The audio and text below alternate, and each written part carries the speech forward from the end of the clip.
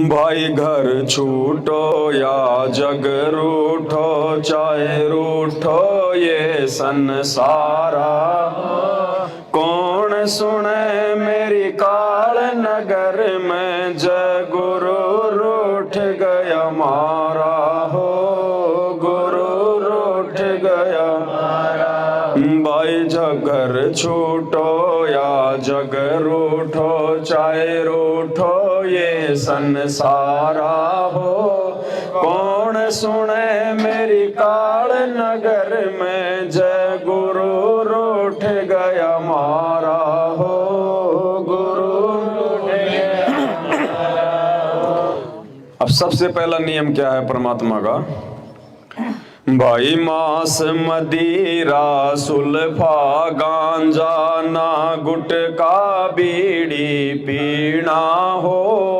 मांस मदिरा गांजा ना गुटका बीड़ी पीना हो।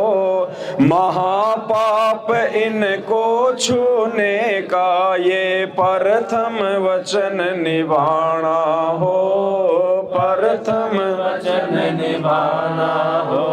भाई मांस मदिरा सुल्फा गांजा ना गुटका बीड़ी पीना हो।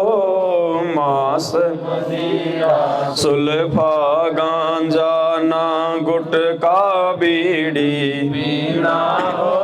महापाप इनको छूने का, ये प्रथम वचन निभाना हो, प्रथम वचन निभाना हो। भाई घर छूटो या जग रूठो, चाहे रूठो ये संसारा हो।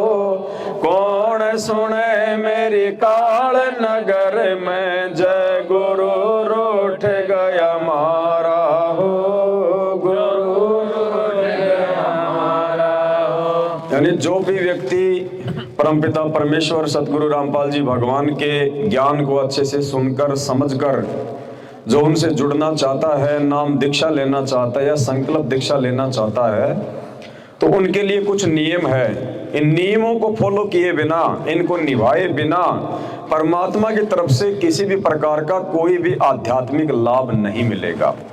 इसलिए जब तक आपको लगता है कि हम ये मर्यादा नहीं निभा सकते, हम इन चीजों को अभी अपने ऊपर लागू नहीं कर सकते, तब तक वो और सत्संग सुने, गहनता से समझें। और जब सार समझ में आ जाए कि ये मनुष्य देह क्यों मिली है, ये मनुष्य जन्म क्यों मिला है, जानवरों की तरह, पशु पक्षियों की तरह खाया पिया लैट्रिन करके आ गया, बच्चे पाले पोसे, सारा दिन बैल और गधे की तरह काम धंधे में लगा रहा, फिर वो पैसा भात छूचक लेन देन शादी वादी तेरा मेरी में खर्च कर दिए, अंत में मर गया। तो फिर जानवर में और इंसान में क्या अंतर? फिर जब वही काम जानवर करके मर गया, वही काम इंसान करके मर गया। तो परमात्मा के ज्ञान को हम पहले से अच्छे से समझें, जल्दबाजी ना करें बिल्कुल भी, क्योंकि एक दफा यदि हम नाम दीक्षा ले लेते हैं, सतगुरु रामपाल जी भगवान से जुड़ जाते हैं, और उसके बाद अगर मर्यादाओं को तोड़ देते हैं, लोक लाज में आकर, किसी के दबाव में आकर, तो परमात्मा फिर नाराज होता है, दुखी होता है। और नाराज परमात्मा को मनाना फिर जीव के बस की बात नहीं है, फिर वो परमात्मा ही कभी दया बख्शे तो बख्शे। इसलिए ये मार्ग वो मार्ग है जो सारी दुनिया से अलग है। इसलिए बहुत सोच समझ कर क्योंकि डॉक्टर के पास गए ऑपरेशन करवाने, डॉक्टर ने ऑपरेशन कर दिया, टाँके लगा दिए। अब अगर हम डॉक्टर का कोई नियम तोड़ेंगे, उसका कोई परहेज तोड़ेंगे, उल्टा सीधा खाएंगे, तो हमारा ऑपरेशन तो सफल होगा नहीं। अब ऑपरेशन के ऊपर दोबारा ऑपरेशन करवाएंगे तो उसमें दिक्कत आएगी, क्या पता ढंग से टाँके लगे ना लगे, ज्यादा पीड़ा भी होगी। इसलिए बहुत सोच समझकर, परमात्मा कहते हैं जल्दबाजी नहीं करनी चाहिए, पहले अच्छे से ज्ञान समझो, 1 महीना 2 महीना 6 महीने जल्दबाजी मत करो। जल्दी का काम शैतान का होता है। नाम लिए बिना भी यदि आपने अपनी अंतरात्मा से ये मान लिया कि भाई इस संत के बराबर धरती पे किसी का ज्ञान नहीं है, जिस दिन ये आत्मा उनको स्वीकार कर लेगी, मान लेगी, और बाकी अन्य पूजा पाठ से हमारा मन हट जाएगा और अपना नेक नीति से अपने जीवन पे चलेंगे, ईमानदारी से अपना काम धंधा करेंगे, उसी दिन से परमात्मा उस भगत को, उस आत्मा को, उस जीव को अपनी तरफ खींच लेता है। यानी काल का फिर उस पर कोई जोर नहीं चलता, भले नाम लिया या ना लिया। और जब सब कुछ समझ में आ जाए उसके बाद तुरंत अपना नाम दीक्षा ले लेनी चाहिए परमात्मा से, और फिर अपना समर्पित होकर फिर परमात्मा के चरणों में लगे। उन आत्माओं को फिर परमात्मा लाभ देता है हर प्रकार से, जरा सा भी दुख नहीं आने देता परमात्मा फिर उन आत्माओं को।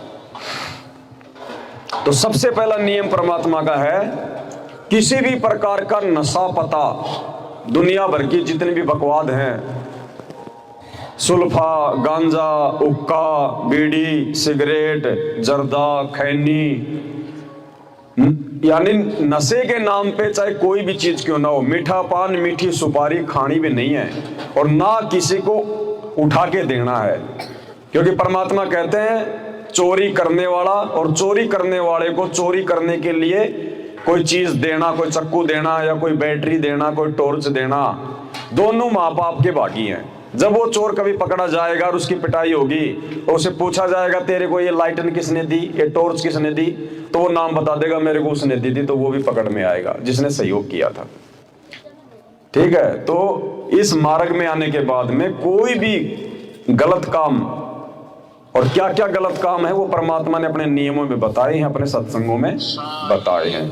तो किसी भी प्रकार का नशा पता भगत ने तो करना ही नहीं है, और ना ही करने में किसी सहयोग करना है। भले गांव में आपके कितने यार दोस्त हो, हुक्का पीते हो, बीड़ी पीते हो, सुल्फा पीते हो, और कहते ले भाई तूने तो नाम ले लिया, अरे कम से कम ये हुक्का तो पकड़ा दे ना भाई, ये बीमारी है, इस बीमारी को हाथ भी नहीं लगाएंगे हम तो आज के बाद में। इतना सावधान होना पड़ेगा, हमने सहयोग भी नहीं करना उस चीज को, नहीं तो बराबर के पापी बनेंगे। देखो इसीलिए तो ज्ञान समझने के लिए कहते हैं परमात्मा के पहले ज्ञान समझ लो। ये यारी, दोस्ती, रिश्तेदारी ये भक्ति मार्ग में नहीं चलती। ये यार, दोस्त, रिश्तेदार ये केवल इसी जन्म के साथी हैं, और वो भी हमारे स्वार्थ के साथी हैं। मुसीबत में कोई काम को नहीं, ना यार, ना दोस्त, ना रिश्तेदार। अगर कोई भक्ति होगी, थोड़ी बहुत दान धर्म किया होगा, तो परमात्मा ही साथ देगा, चाहे वो किसी के माध्यम से हमारी मदद करवाए। ये यार, दोस्त, रिश्तेदार हमारे नहीं हो सकते। कल को जब मर जाएंगे ना तो खाली शमशान घाट तक के साथ जाएंगे, उसके बाद तो खुद ने जाना पड़ेगा ऊपर अपने पाप कर्म लेके, खुद का हिसाब खुद ने देना पड़ेगा, यार दोस्त नहीं देंगे। जिनके साथ बैठ के हुक्का पिया करते, बीड़ी पिया करते, दुनिया भर की जो है चुगली चाटी किया करते। इसलिए परमात्मा ज्ञान इसीलिए देते हैं, नहीं तो दो मंत्र हैं परमात्मा, ये भाई ये ले नाम, अपनी भक्ति कर, फिर ज्ञान की क्या जरूरत है। लेकिन ज्ञान भक्ति की नींव है, और जब तक नींव मजबूत नहीं होगी उसके ऊपर मकान नहीं बन सकता। यानी जब तक ज्ञान से हम अंदर से नहीं रंगे जाएंगे तब तक हम भक्ति पे टिक नहीं सकते। कोई भी हमारे को भ्रमित कर देगा उल्टी सीधी बात बोल के, अरे किसका नाम ले लिया, वो जेल में बैठा, तू पागल हो गया यार, तू भी किसके चक्कर में आ गया, ये लो जी, कोई कुछ भी बोल दे। तो इसलिए ज्ञान पहले दिया जाता है कि ज्ञान समझ लो। संत की पहचान उसके ज्ञान से होती है। तो सबसे पहला नियम नशा पता, किसी भी प्रकार का नशा पता क्यों ना हो, ना हमने करना और ना करने में सहयोग करना, ये सबसे पहला नियम है। क्योंकि भगवान ने बताया कि हमारा जो शरीर है इसमें कमल बने हुए हैं पीछे, और इसमें पांचों देवताओं का इसमें निवास है। मूल कमल, स्वाद कमल, नाभि कमल, हृदय कमल और कंठ कमल, इसमें सभी देवताओं का निवास है। अब हम अगर नशा करेंगे, उल्टी सीधी चीज खाएंगे, तो उसका प्रभाव उन देवताओं पे पड़ेगा और वो हमसे नाराज होंगे। और फैक्ट्री का मैनेजर अगर मजदूर से नाराज हो गया तो उसका जीना आराम हो जाता फिर। अब परमात्मा कहते हैं घर पे कोई रिश्तेदार आ गया, बढ़िया खिलाया, बढ़िया पिलाया, और रात को एक कमरे में उसको बंद करके सुला दिया, और उस कमरे में जो है कोयले से लगा दिए। अब बताओ वो रोएगा आपको? वो खिलाया ना पिलाया बराबर दम घुट घुट के मरेगा वो। तो देवता हमारे शरीर में बैठे और हम पी हुए बीड़ी धुआं ठोक रहे उन देवताओं को। देवता हमसे, अब आप और हम बिल्कुल बीड़ी नहीं पीते, हमें धुआं भी अच्छी नहीं लगती, और हमारे को कोई मकान में बंद करके और बीड़ी सिगरेट और हुक्के की धुआं छोड़ दे, बताओ हमारा क्या हाल होगा। तो वो हाल उन देवताओं का होता है शरीर में, वो नाराज होते हैं। इसलिए तो लोग, कोई एक्सीडेंट में मरता है, कोई बीमारी से कोई सड़ के मरता है, किसी का पैर कट जाता है, किसी का हाथ कट जाता है, कोई पत्थर के नीचे दब के मर जाता है। क्यों? क्योंकि देवता उनसे नाराज है। और बाहर चाहे उनको कितना भोग लगा लो, कितनी उनकी भक्ति कर लो, कितना उनके मंदिर में जाओ, उससे वो प्रसन्न नहीं होते। क्योंकि हमारे शास्त्रों में बाहरी क्रियाओं से भगवान प्रसन्न होगा कहीं नहीं लिखा हुआ। हमने तो आंतरिक जो है वो क्रियाओं से भगवान को हमने प्रसन्न करना है। तो इस शरीर से भक्ति होगी, इसलिए शरीर को हमने बिल्कुल शुद्ध रखना पड़ेगा, विचारों से भी और खान पान से भी। तो ये सबसे पहला नियम परमात्मा का।